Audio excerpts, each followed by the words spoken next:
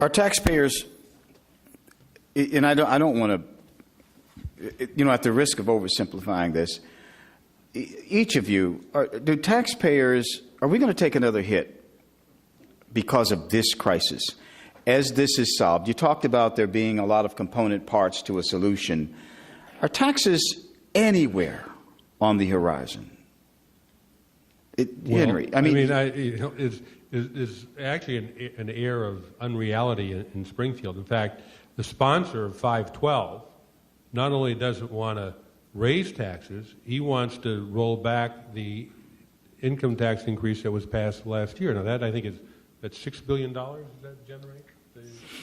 $6.5 to $7 billion. Now he's saying he wants to fix the pension problem and roll back taxes $6.5 million when we're talking now about cutting several $billion out of this year's budget. So there's an air of unreality. I haven't heard any legislators talking about taxes, but I think that's part of our problem here in this state. We have one of the most regressive, antiquated tax systems of any state in the country. In fact, there was an op-ed piece today, I think it was in the Sun-Times, said that the average middle-income person in the state pays something like 13% of his or her salary in state and local taxes, and the wealthiest pay like 4% of their income in state and local taxes. I think it was, my numbers are a little bit off, but the point is that the very wealthy pay less in terms of local.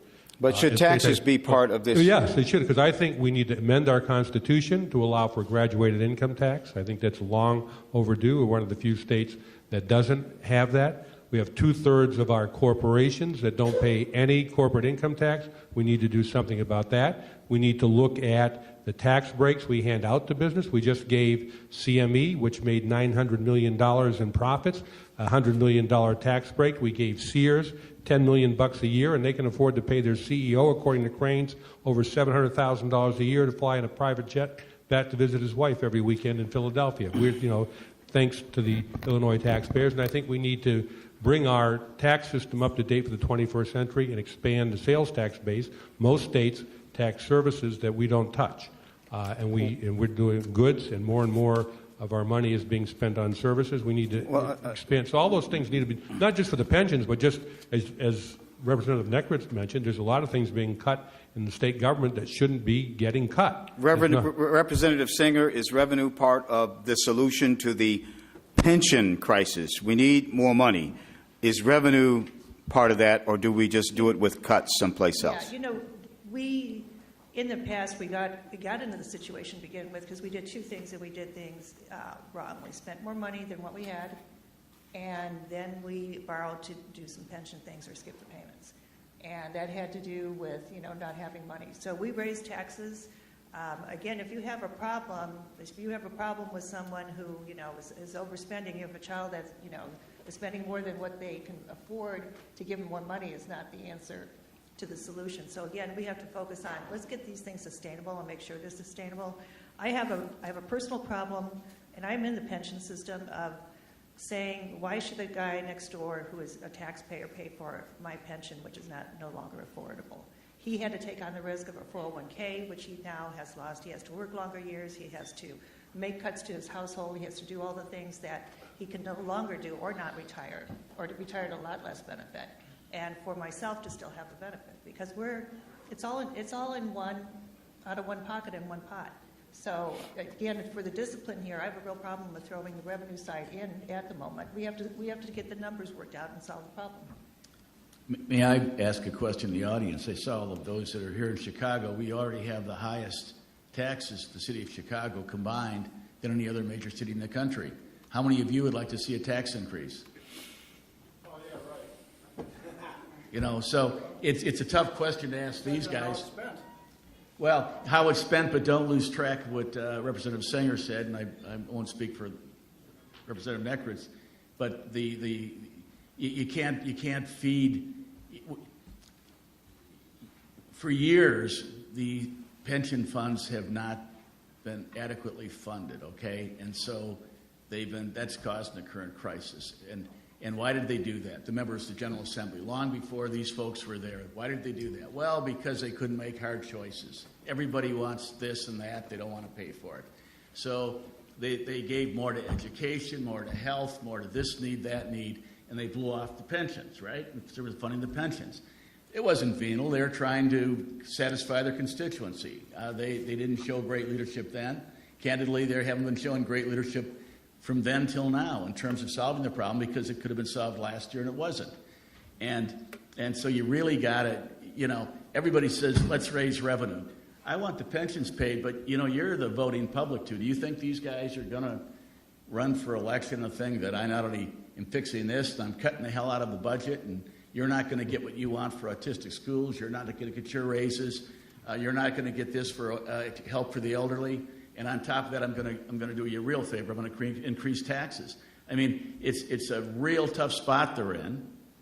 Their predecessors put you there, but I think you, the public, and all of us have to be, as they did in Rhode Island.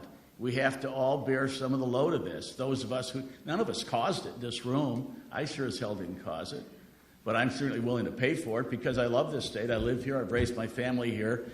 And picking on, Henry and I have done this too. We've actually become very good friends, and I tell anybody that, and I mean it heartfelt. We don't agree on a lot of stuff. We have different... On anything, do we? Well, yeah, we do. You said you liked the part where I said we should pay the pensions.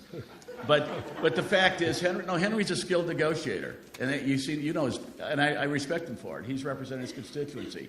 Everything is a negotiation. I want my stuff, but I don't. If you got to raise money, you guys keep raising money. You know what? This is the truth, and I'll try not to filibuster so I take up all your time. You saw Caterpillar is not going to build any more facilities here.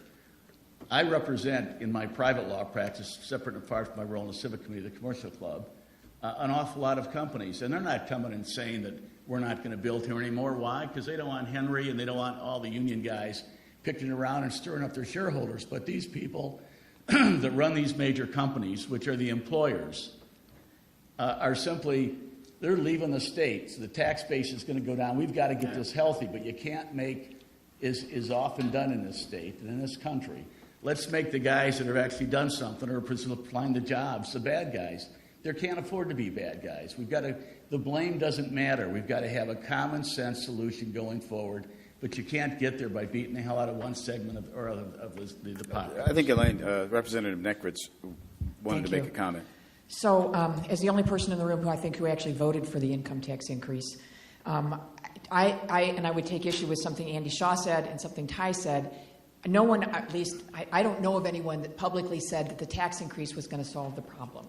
We knew going in that it was insufficient to solve the problem. The numbers simply didn't add up back in January of 2011 when we voted for that. We knew we were going to have to make some changes to the pension, and we knew, and to other parts of state government, Medicaid particularly, and we knew we were going to have to make some cuts. So those things were coming. I know that there are people that would prefer we did it in a different order, but we didn't. So now we're trying to address the other portions that frankly have to be addressed.